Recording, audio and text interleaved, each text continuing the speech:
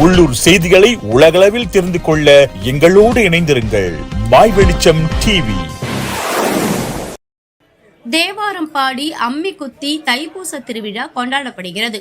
Kulai Tampoi நகரில் 1935ஆம் ஆண்டுகளில் தோற்றுவிக்கப்பட்ட ஆலயமாக விளங்கி வரும் அருள்மிகு ஸ்ரீ சுப்பிரமணியர் ஆலயத்தில் நமது பாரம்பரிய கலாச்சார மரபினை பறைசாற்றும் வகையில் தேவாரம்பாடி அம்மி குத்தி தைப்பூச திருவிழா கொண்டாடப்படுகிறது. இவ்வகையான இந்து சமய பாரம்பரிய கூறுகளை கடைபிடித்து வருவதாக ஆலய தலைவர் ஆறுமுகம் கூறினார். திவ்ய தண்ணீர் அமிர்த பூஜை முடிந்த பிறகே அடுத்த கட்ட பணிகள் ஆரம்பமாகிறது. இந்த திவ்ய தண்ணீர் அமிர்த பூஜை 1935ஆம் ஆண்டு தொடங்கி இன்று வரை தம்போய் அருள்மிகு ஸ்ரீ சுப்பிரமணியர் ஆலய நிர்வாகமும் தம்போய் மக்களும் கடைபிடித்து வருகின்றனர்.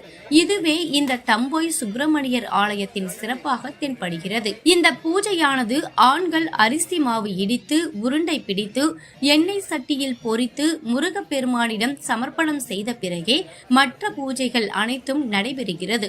இதனைத் தொடர்ந்து ரத ஊர்வலம் அருள்மிகு ஸ்ரீ மகா மாரியம்மன், அருள்மிகு ஸ்ரீ முனீஸ்வரர் கோவில் என சுமார் 10 கிலோமீட்டர் தூரத்திற்கு தம்போய் நகரை சுற்றி வருவதாகவும் ஆலய தலைவர் ஆறுமுகம் குறிப்பிட்டார்.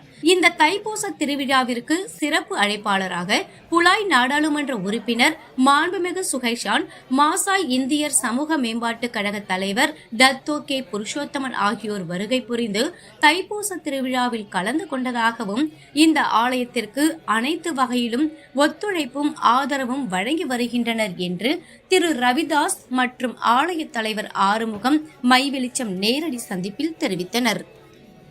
Facebook, Twitter, TikTok, இன்ஸ்டாவில் இணைய மறவாதீர்கள்.